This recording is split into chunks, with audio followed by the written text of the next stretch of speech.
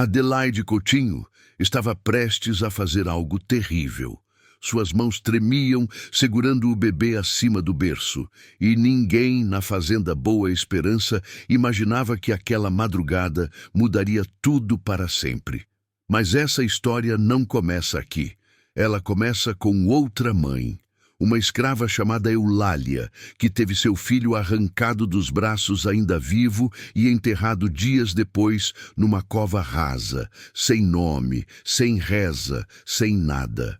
O que você vai ouvir agora não é apenas sobre escravidão, é sobre o que acontece quando uma mulher perde tudo, e o destino, de forma cruel e poética, devolve algo que ela nunca pediu. Esta é uma história emocionante de duas mães, um bebê e a justiça mais estranha que você já ouviu. O amanhecer daquele dia carregava um silêncio tão pesado que parecia ter sido colocado ali de propósito, como se a própria terra tentasse avisar que algo terrível estava prestes a acontecer na bela fazenda Boa Esperança. Não era o silêncio comum das madrugadas, em que os pássaros ainda dormiam. Era um silêncio que tinha peso, cheiro e forma, quase palpável, quase vivo, como se alguém tivesse retirado o ar e deixado apenas a sensação de um presságio encostado na pele de cada pessoa que ainda respirava ali. A luz tímida começava a romper a densa escuridão e tocava devagar as pedras da varanda da casa grande, revelando cores que pareciam desbotadas pela angústia e tristeza que pairavam sobre todo o lugar. Mas enquanto os senhores ainda dormiam em seus quartos confortáveis, havia um mundo que já despertava muito antes do sol. O mundo dos escravizados, cujos olhos cansados mal fechavam, cujos corpos se levantavam antes que a esperança pudesse nascer com o dia, e essa era uma rotina infinita. Entre eles estava a Eulália, uma jovem de pele escura e traços marcantes, cujos braços carregavam a força de uma mulher e o medo de quem já havia perdido demais. Seus pés descalços tocavam o chão frio com a leveza de quem sabia que cada som poderia significar perigo. Naquele amanhecer, entretanto, havia algo diferente nela. Um desconforto interno, como se seu corpo, antes mesmo de sua mente, já soubesse que aquele não seria apenas mais um dia de trabalho pesado e injustiça. Era como se uma voz silenciosa dentro dela repetisse que algo estava prestes a mudar, algo que não se podia impedir, algo inevitável e assustador. Enquanto caminhava em direção à pequena área usada como cozinha comum pelos escravizados, Eulália sentiu uma estranha pressão no peito, uma sensação que não conseguia explicar. O céu começava a ganhar tons avermelhados e alaranjados, mas o mundo à sua volta parecia cinza, como se toda a cor tivesse sido drenada por alguma força invisível que afetava o ar, os sons, as sombras e, principalmente, o coração dela. Os ruídos da manhã eram fracos, quase inexistentes, e até o vento, que sempre soprava entre as frestas da senzala como um visitante constante, parecia ter sido barrado por algo que não se via, mas se sentia. Foi então que Eulália ouviu passos conhecidos atrás de si, passos firmes, pesados, que não se apressavam nunca, porque sabiam que o medo dos outros sempre abriria caminho. Ela não se virou de imediato. Seu corpo reagiu antes disso, enrijecendo-se como se tivesse sido atingido por uma onda gelada. O feitor, Ambrósio, homem alto, cruel e sempre pronto para punir o que ele chamava de insolência, aproximava-se com sua expressão habitual de superioridade doentia. Ele não precisava sequer levantar a voz para impor medo. Sua presença já era suficiente para rasgar qualquer resistência pela raiz. Você, venha. Foi só isso que ele disse. Apenas 2 palavras, mas o suficiente para fazer o coração de Eulália descompassar. Sua respiração ficou presa na garganta, e por um instante ela fechou os olhos, como quem tenta se agarrar a um fio invisível de coragem. Os passos dela em direção à casa grande pareciam arrastados, como se cada centímetro fosse disputado entre sua vontade de sobreviver e sua vontade desesperada de fugir dali para sempre. Mas fugir não era uma opção. Nunca fora. Os degraus de pedra que levavam à varanda estavam frios, como se o sol tivesse se recusado a tocá-los naquele dia. Eulália subiu cada um deles sentindo que ascendia não para dentro de uma casa, mas para dentro de um destino que não escolheu. A porta já estava aberta, como se assim a esperasse exatamente aquele momento. Adelaide Coutinho, mulher de traços brancos e delicados, mas com a alma endurecida por anos de privilégio, estava sentada em sua poltrona favorita, vestindo um robe de seda clara, que contrastava com o ambiente sombrio do quarto. Seus cabelos estavam presos de forma impecável e sua expressão estava tensa, quase irritada, como se o mundo tivesse a obrigação de atender seus desejos antes mesmo que ela os expressasse. Ao lado dela, em um berço de madeira escura entalhada à mão, estava um bebê recém-nascido, chorando com força, exibindo uma vitalidade que parecia destoar da angústia que preenchia aquele espaço. O choro ecoava pelas paredes, preenchendo o quarto com um desespero que não vinha da dor, mas da exigência de atenção. A atenção que Adelaide prometia dar, mas não conseguia oferecer. Os olhos da sinhá pousaram sobre Eulália como lâminas. Não havia compaixão, nem dúvida, nem hesitação naquele olhar. Apenas uma certeza cruel, que já estava decidida antes mesmo da chegada da escrava. Adelaide ergueu o queixo levemente, respirou fundo e anunciou, com a frieza de quem está acostumada a decidir destinos: "Você vai amamentar meu filho." Eulália sentiu a frase atravessar seu peito como uma lança. Por alguns segundos, o mundo inteiro ficou mudo. O ar pareceu desaparecer. Uma espécie de vazio enorme se abriu dentro dela, como se todas as forças que a mantinham de pé tivessem sido arrancadas. Seu próprio bebê, nascido há poucos dias, tão frágil, tão pequenino, dependia completamente dela. Ele ainda não tinha força suficiente para chorar alto, mas tinha fome, uma fome que apenas o leite de Eulália podia saciar. E agora aquele leite seria tomado dela.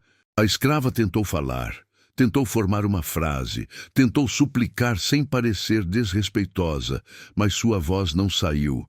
Apenas seus olhos imploraram, desesperados, como se tentassem convencer alguém que não conhecia o significado da palavra empatia.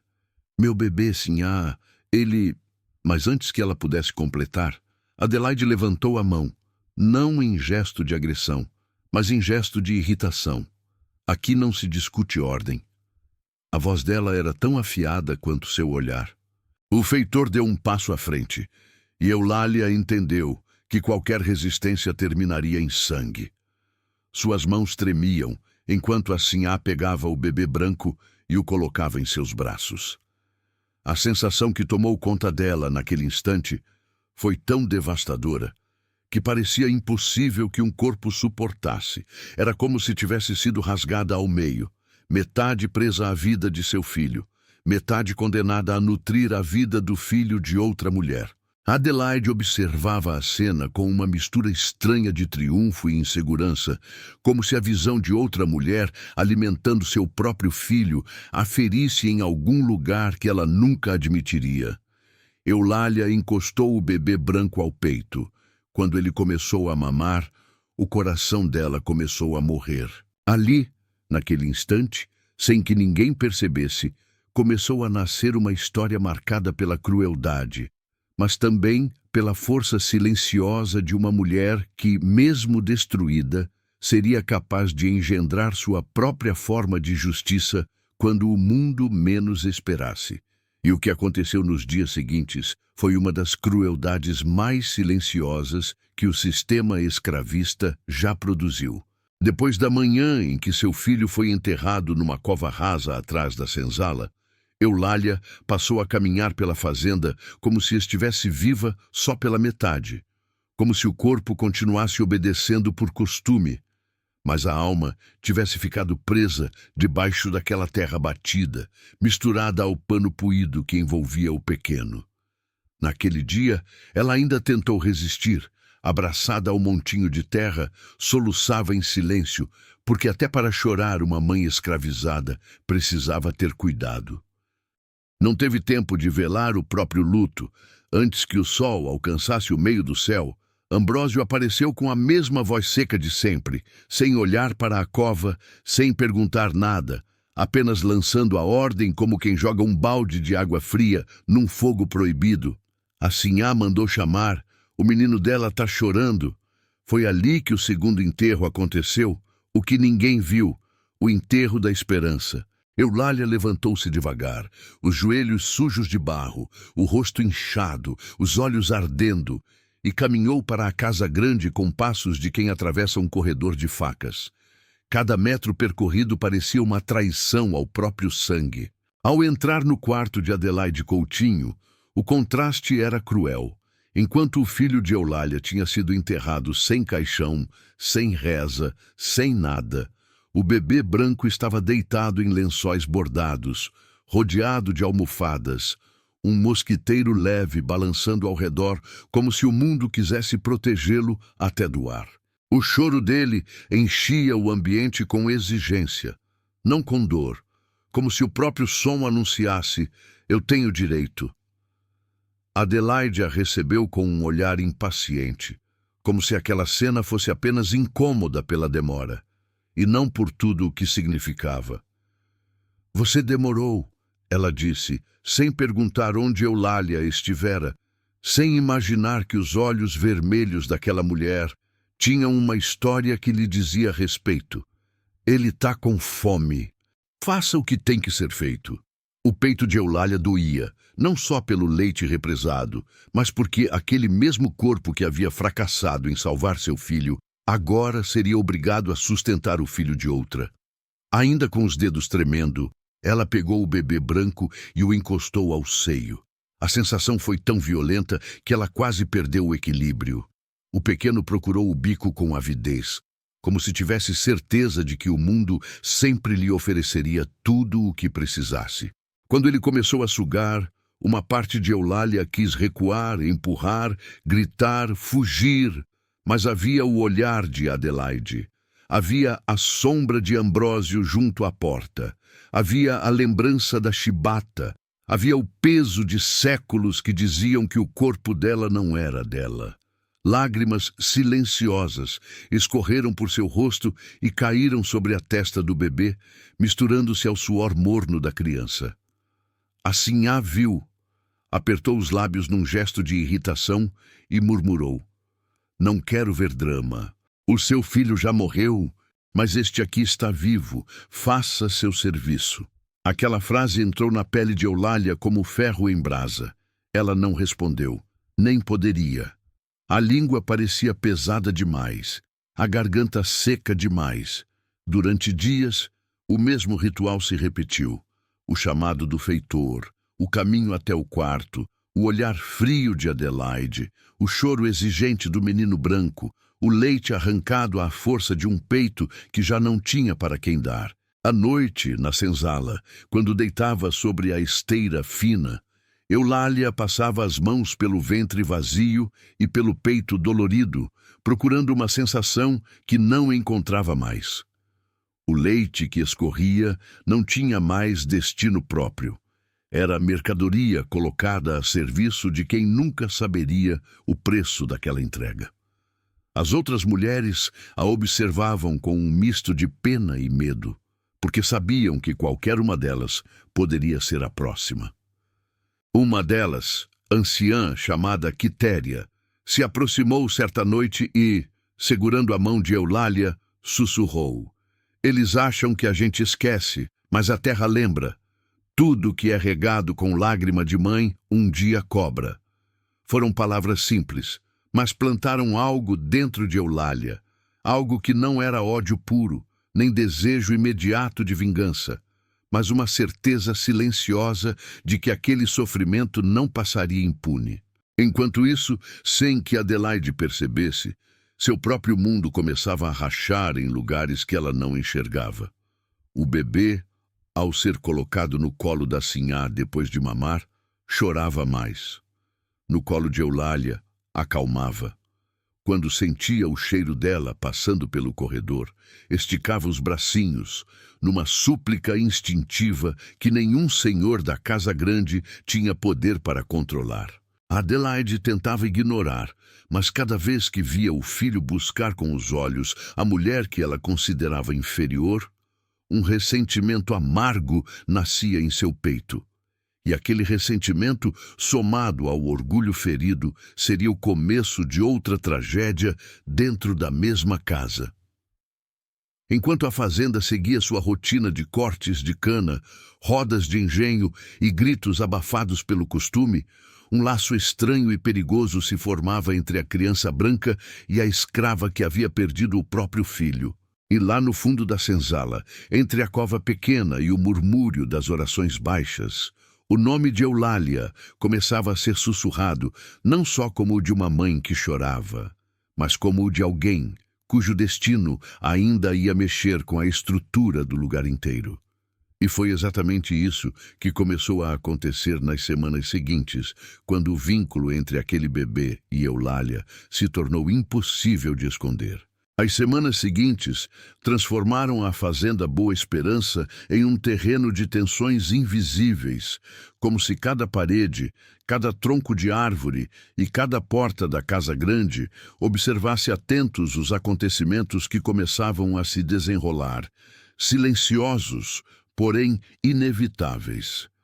Eulália seguia seu ritual forçado, amamentar o filho da Sinhá Adelaide Coutinho, enquanto o luto ainda estava fresco demais para ser nomeado. Mas quanto mais o bebê branco buscava o cheiro dela, mais Adelaide se tornava uma sombra inquieta dentro da própria casa. Em certas noites, a Sinhá caminhava pelo corredor, segurando o menino, mas cada passo denunciava uma irritação crescente, como se uma ferida invisível abrisse mais a cada vez que a criança rejeitava seu colo. O bebê, chamado Tomás, chorava com uma fúria diferente quando era entregue a Eulália. Não era fome apenas, era busca, era vínculo, era instinto. E esse instinto feria a Adelaide como um punhal.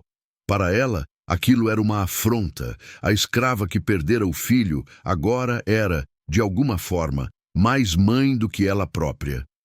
Esse pensamento começou a corroer seus dias, transformando-a numa mulher cada vez mais amarga, desconfiada, tensa. Eulália percebia, com olhos treinados pela sobrevivência, cada mudança sutil. O tom da voz da Sinhá ficando mais agudo, o olhar ficando mais duro, o caminhar ficando mais rápido. E percebeu também que Ambrósio, o feitor, começava a olhar para ela de forma diferente. Não com o desejo habitual que ele tinha pelo corpo das escravas, mas com uma espécie de intenção perigosa, como se estivesse à procura de um motivo para puni-la por algo que ela ainda nem tinha feito. Na senzala, o clima era outro. A morte do bebê de Eulália havia mexido profundamente com os escravizados, principalmente com as mulheres. Houve quem chorasse escondido, quem tocasse o rosto dela com delicadeza ao passar, quem deixasse um pedaço de fruta, um pedacinho de pão, um pano limpo ao lado de sua esteira. A escrava mais velha, Quitéria, que todos consideravam quase uma mãe para muitos ali, passou a ficar mais próxima de Eulália, observando com olhos atentos os movimentos na casa grande. Em uma noite abafada, enquanto algumas crianças dormiam e outras lutavam contra os mosquitos, Quitéria se aproximou de Eulália com uma tigela de chá quente. "Toma, vai acalmar teu peito e tua alma", disse ela, sentando-se ao lado. Eulália segurou a tigela com cuidado, mas ficou olhando para o líquido por longos segundos antes de levar aos lábios.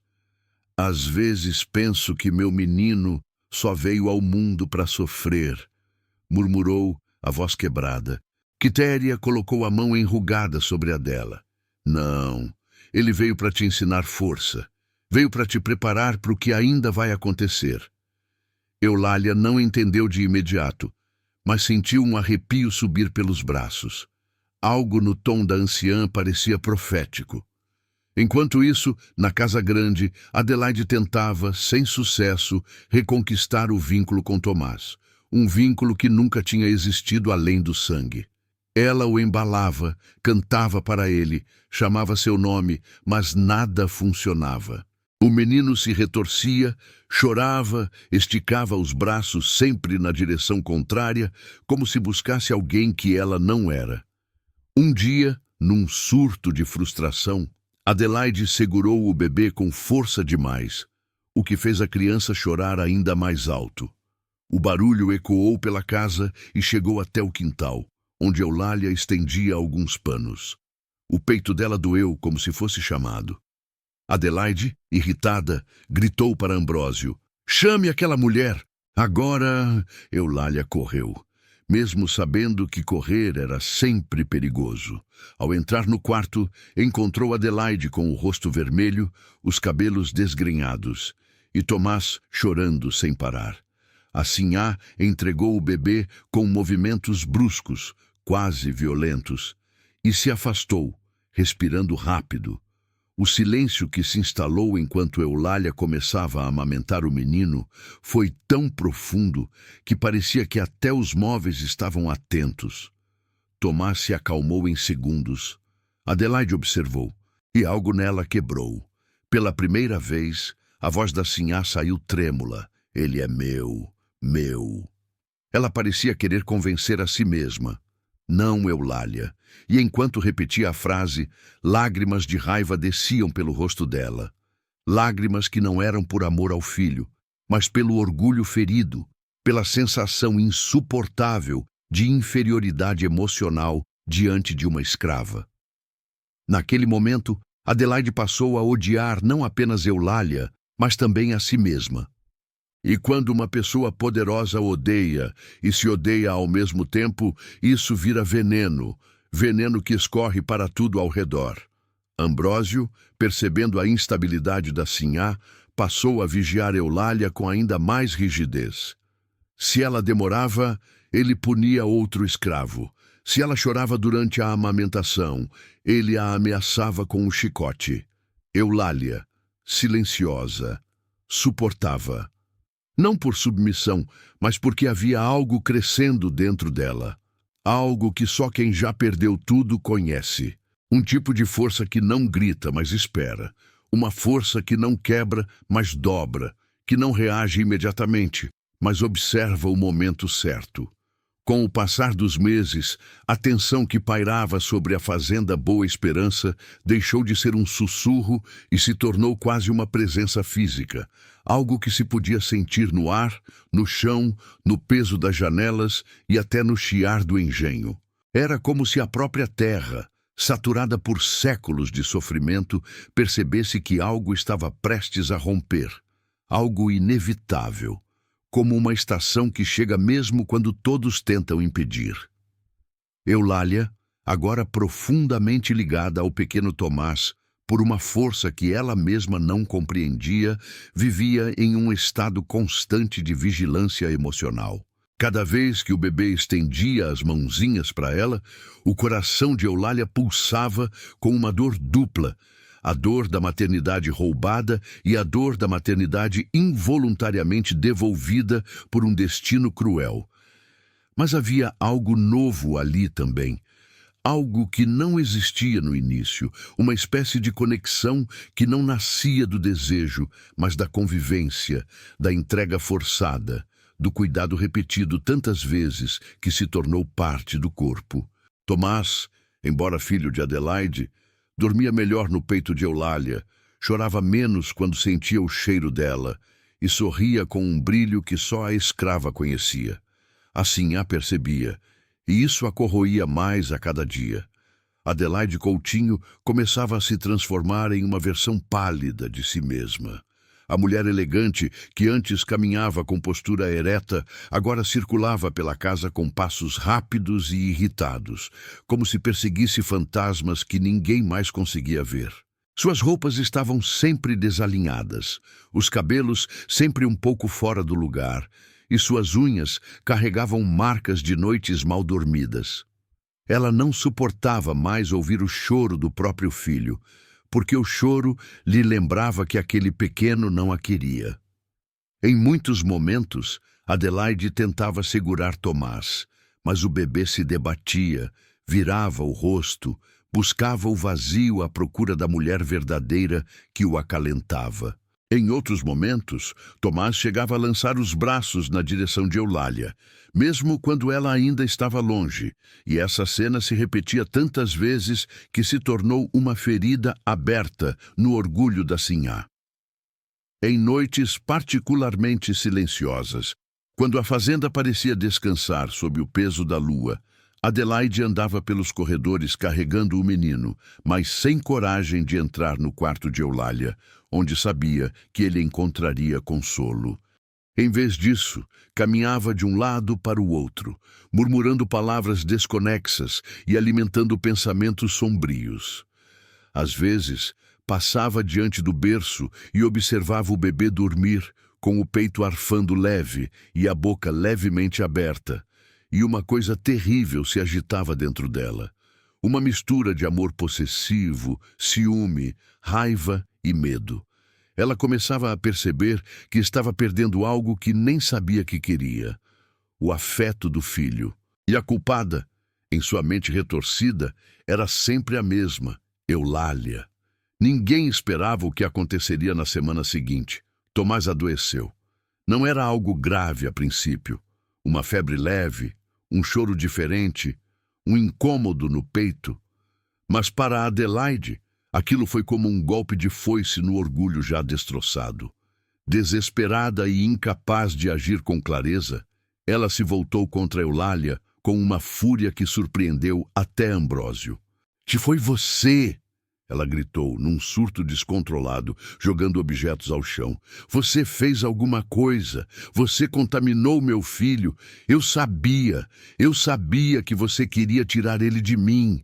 Eulália, assustada, deu um passo para trás, segurando o choro e tentando se explicar, mas Adelaide não a deixou falar. Ela avançou, a mão levantada, pronta para bater. Foi quando algo inesperado aconteceu.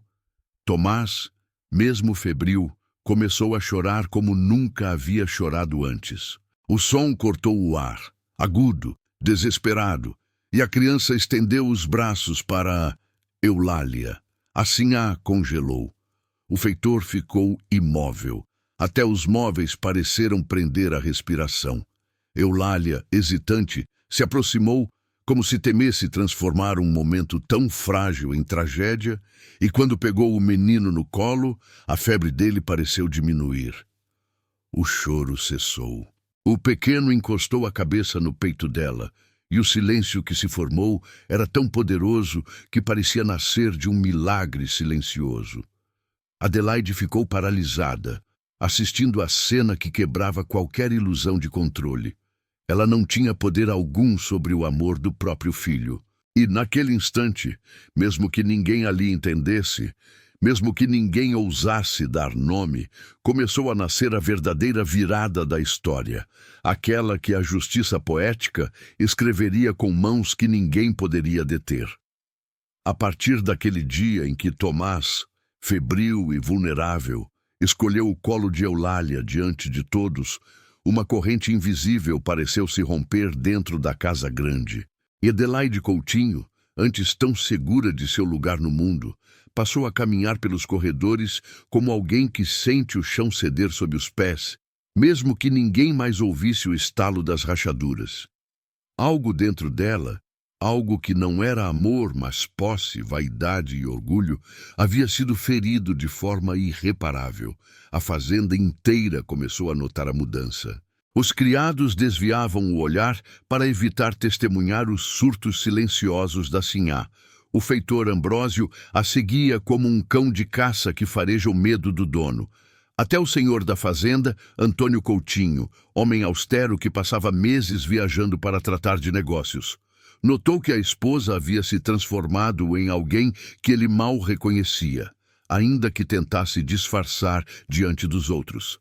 Mas Adelaide não disfarçava mais nada quando se tratava de Tomás. Ela passava horas observando o bebê dormir, esperando o momento em que ele acordaria e, quem sabe, a escolheria.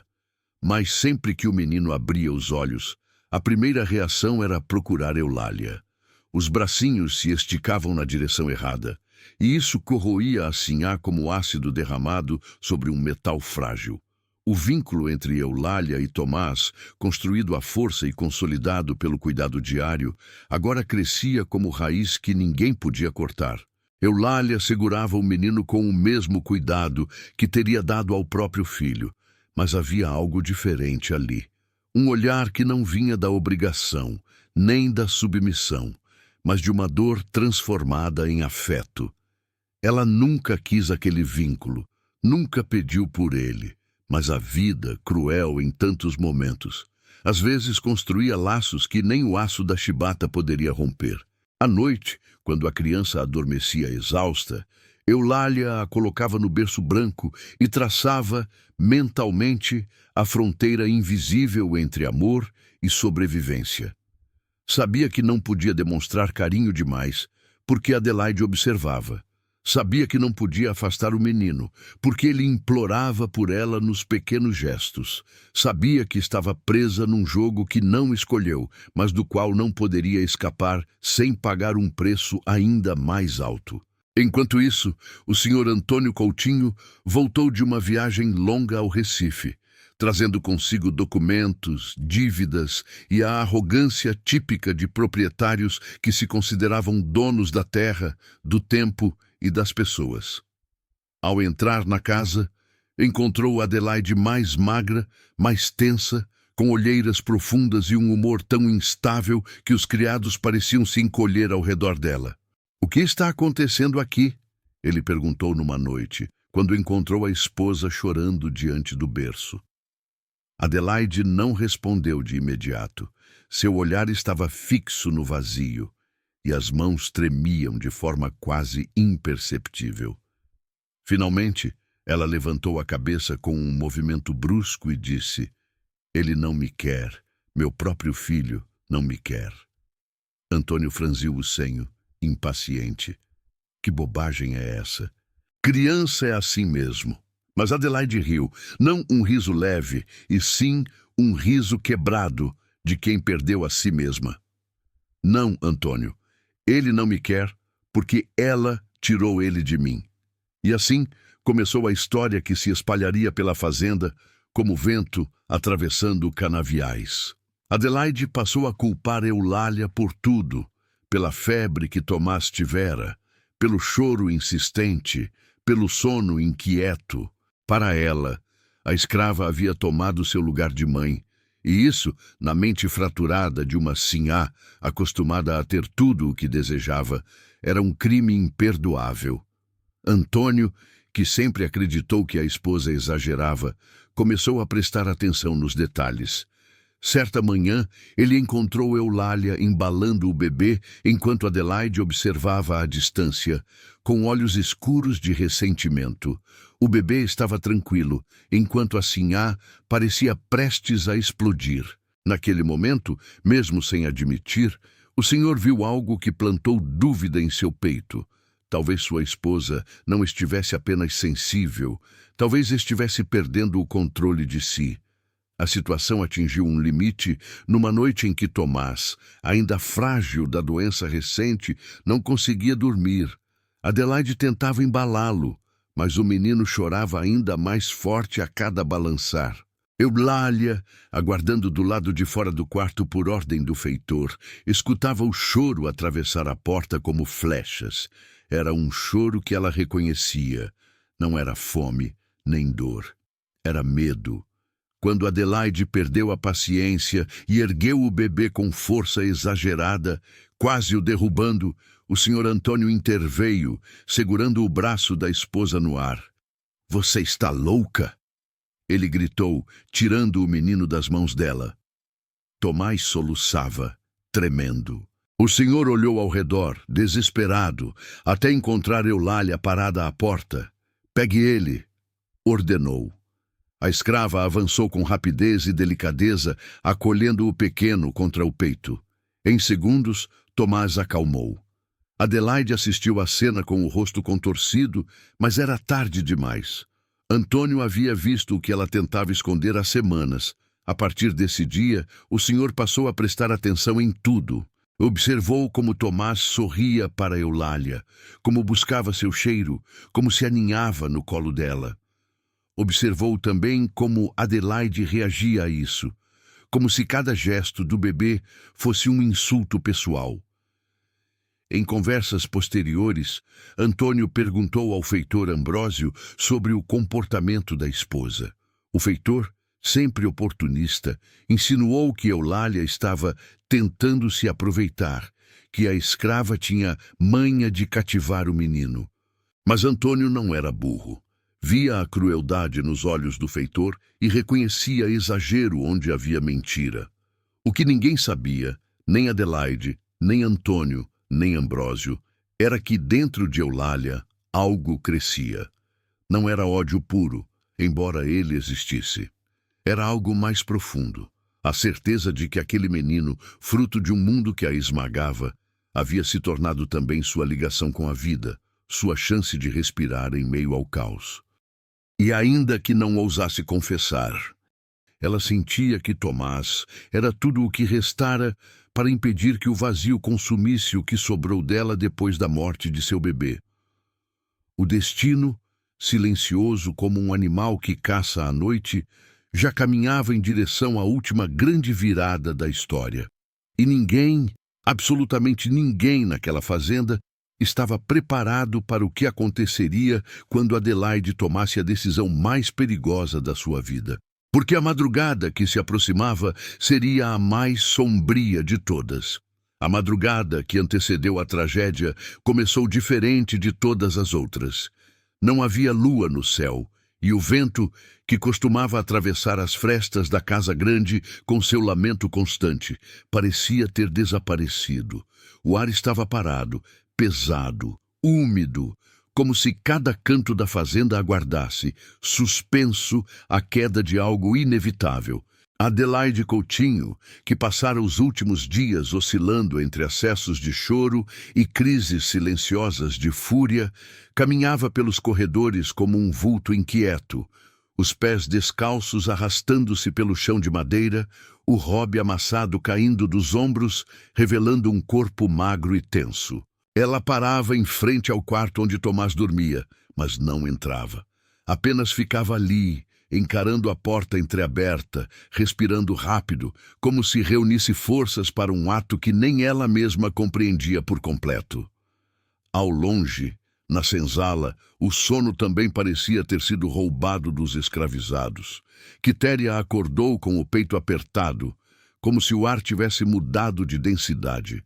João Bento levantou a cabeça da esteira com a sensação incômoda de que algo ruim, estava prestes a acontecer.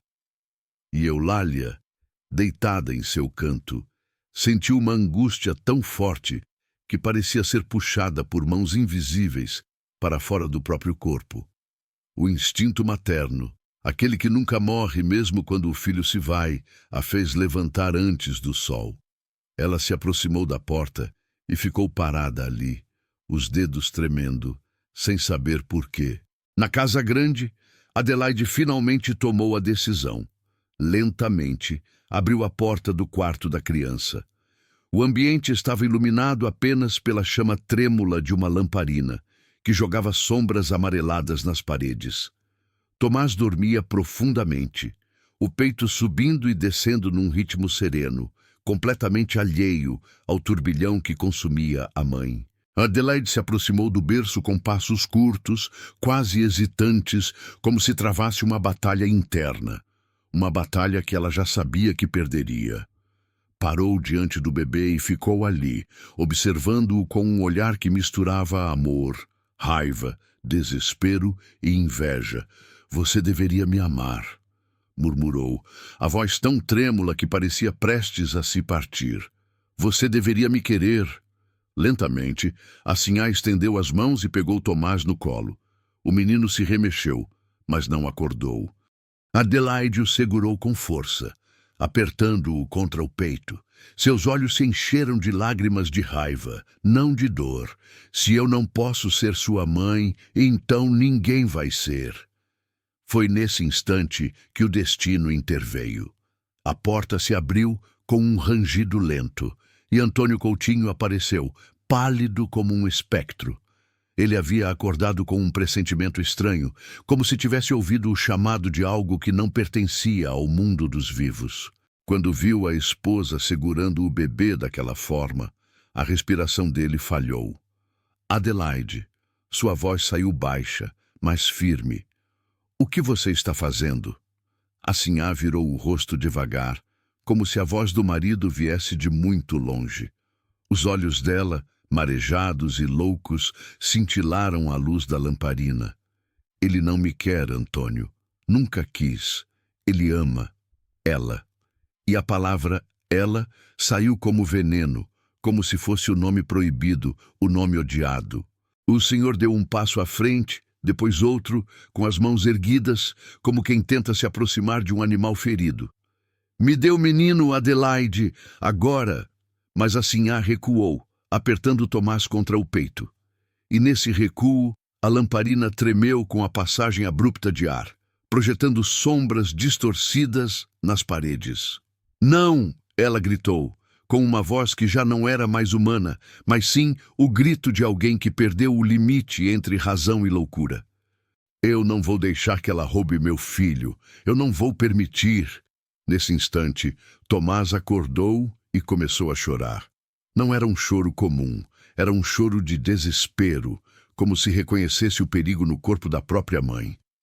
As mãozinhas dele se esticaram ao acaso, mas Adelaide interpretou aquele gesto como rejeição, e foi ali que seu último fio de sanidade se rompeu. Ela levantou o bebê acima do berço, como se quisesse afastá-lo, como se tentasse decidir entre a vida e a morte. Antônio reagiu num impulso, correu na direção dela e segurou seu braço com força, fazendo-a perder o equilíbrio. A cena aconteceu rápida demais. Adelaide tropeçou no próprio Rob, o corpo tombando para trás. Antônio agarrou o bebê no ar, no exato momento em que a sinhá caiu ao lado da cama, batendo a cabeça com força na quina da mesa. O som seco ecoou pelo quarto como um trovão abafado. Pausa, 5 segundos. O silêncio que se seguiu foi um silêncio de morte. Tomás chorava nos braços do pai, mas cada soluço parecia distante, submerso em um vazio que havia tomado o ambiente.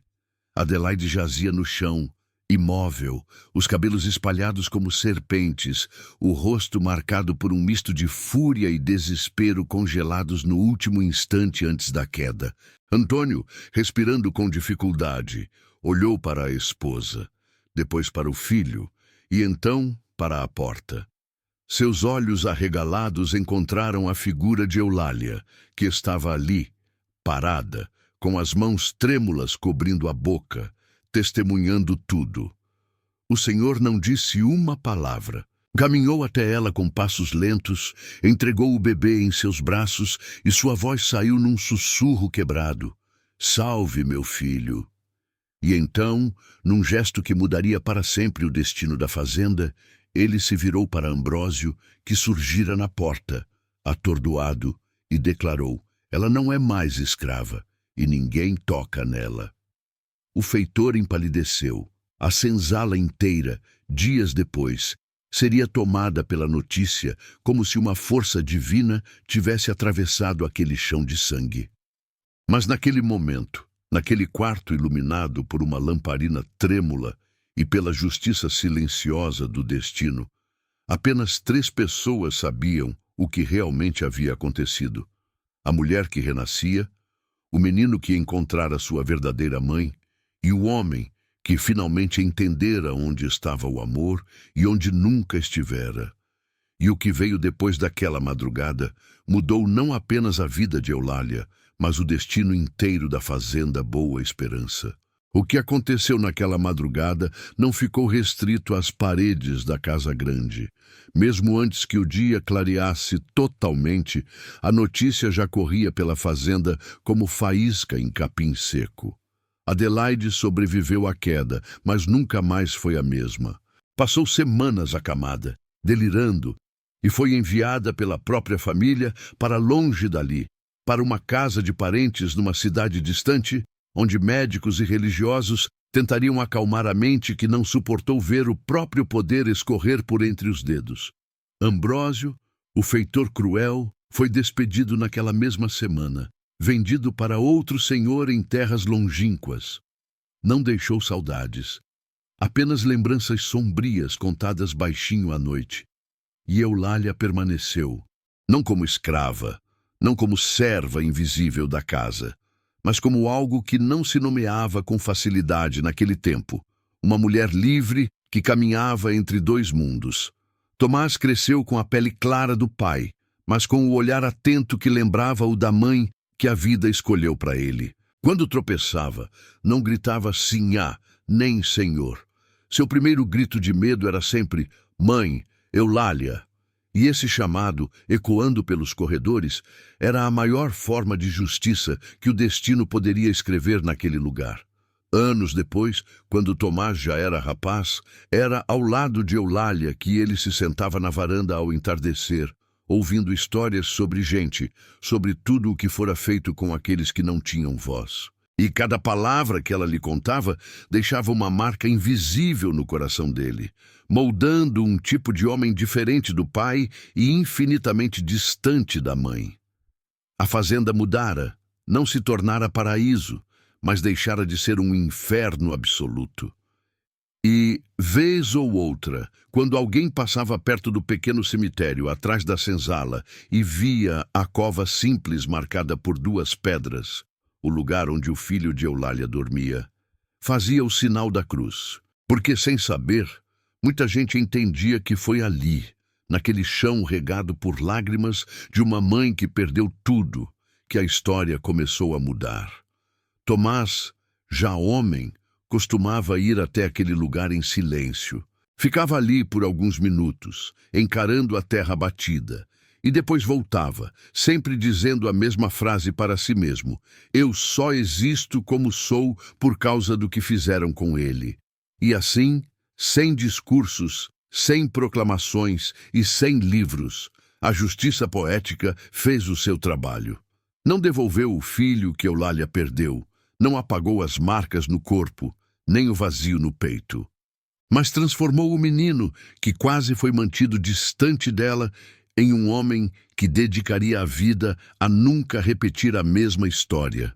E no fim, a fazenda que um dia foi palco da dor mais silenciosa de uma mãe, tornou-se também o lugar onde a memória dela se transformou numa herança que nenhuma corrente conseguiu apagar. Essa história que você acabou de ouvir não é ficção. Ela representa milhares de mulheres escravizadas que tiveram seus filhos arrancados para amamentar os filhos dos senhores. Milhares de mães que enterraram bebês em covas rasas. Milhares de vínculos destruídos. Mas também representa algo mais: a força, a resistência e a forma como o amor, mesmo nascido da dor, pode transformar destinos. Se essa história te tocou, eu preciso de você agora. Se inscreva no canal Correntes e Heranças. Aqui a gente conta as histórias emocionantes que os livros tentaram apagar. Deixe seu like.